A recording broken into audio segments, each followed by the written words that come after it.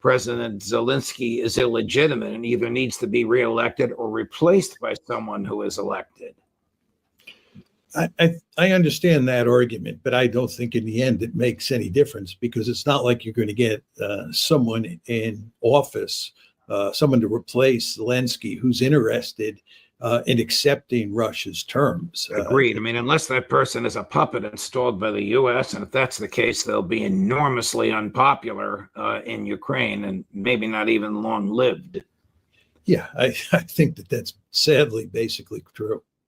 Speaking of long-lived, Prime Minister Netanyahu's people, not through his office, but through Defense Minister Katz, announced the termination not only of water, food, and medicine, but electricity in Gaza. At the same time that is happening, the United States is negotiating directly with Hamas, which of course is unthinkable to the right wing in Netanyahu's cabinet. What's your make on that? Is this Donald Trump slapping Bibi in the face? Do they really think they can come to some sort of an agreement with Hamas? This is a group that the State Department calls a terrorist organization, which makes it a felony to do anything to them that aids them. And yet the Secretary of State has dispatched a negotiator to negotiate directly with them.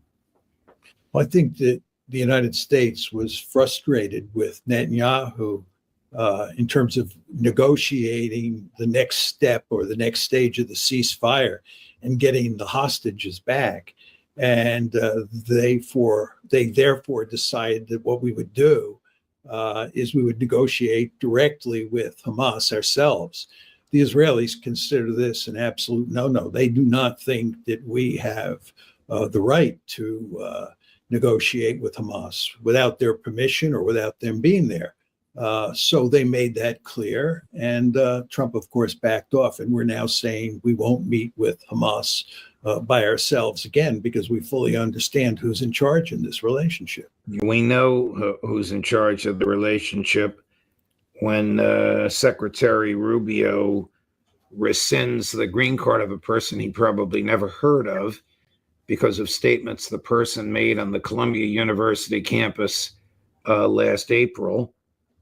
This, of course, is a big deal here in New York. It should be a big deal everywhere because it's an attack on freedom of speech like we haven't seen in this country in many generations. But I suspect it is the Trump Department of Homeland Security and DOJ doing a favor for the president's Zionist backers.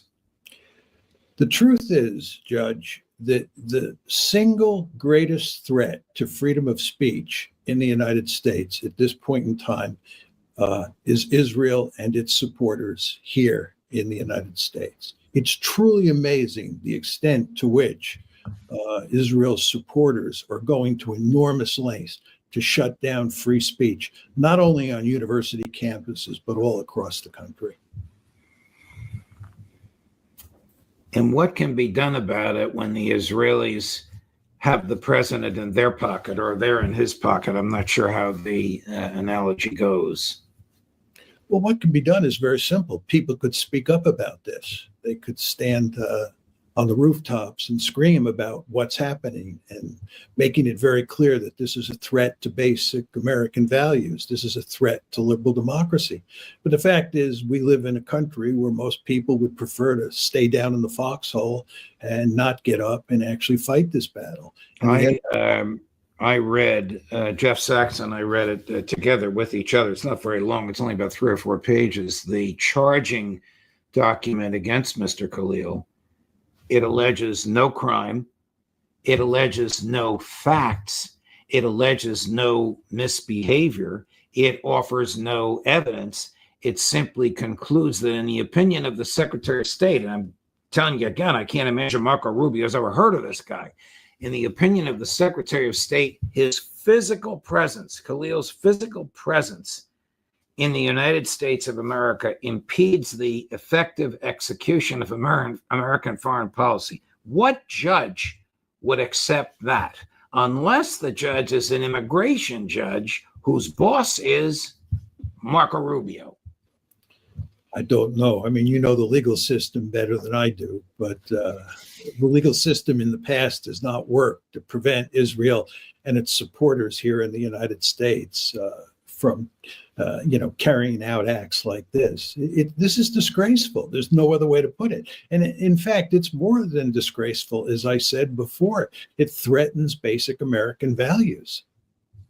Our mutual friend and presenter on this show, Pepe Escobar, was present at a speech given in Beijing the other day by the Chinese foreign minister, who was asked what is China's opinion on the events in Gaza, and he answered with one sentence: Gaza is for the Gazans.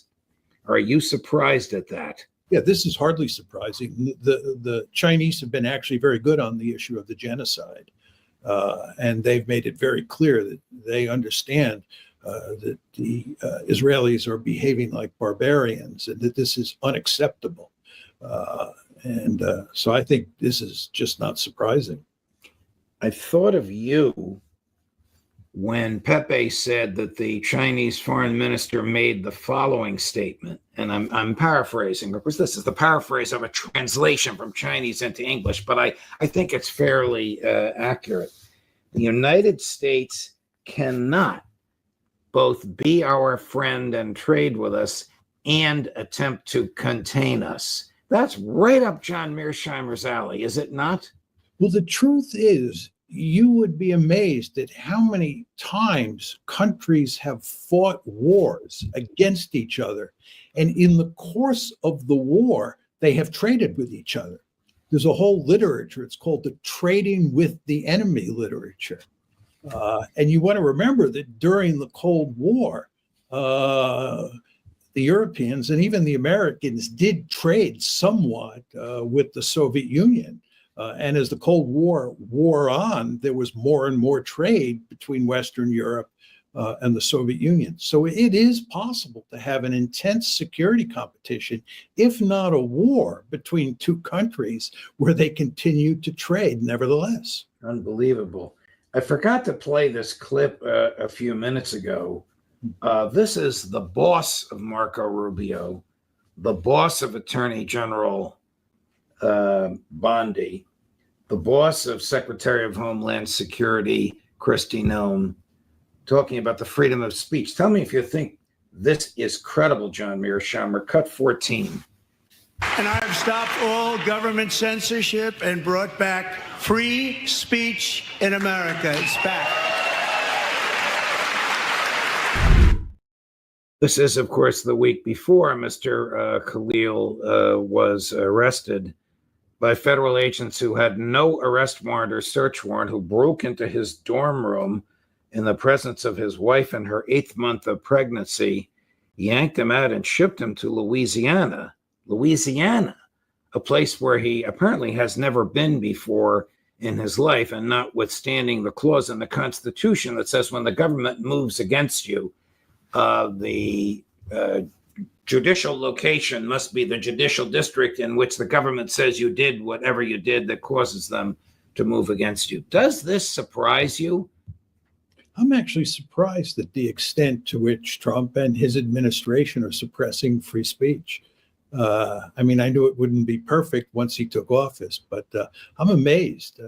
This case that you're referring to involving this gentleman at Columbia University is just the tip of the iceberg. There's just all sorts of activities taking place on the part of the government to shut down free speech, especially with regard to the Israel-Palestine conflict. We have a huge problem here. And the idea that Donald Trump is facilitating free speech and taking off all obstacles to free speech is a laughable argument. I often think of when J.D. Vance on February 14th went to Munich and lambasted the Europeans for suppressing free speech. You wonder what he's thinking when he sees what his administration is doing here in the land of the free.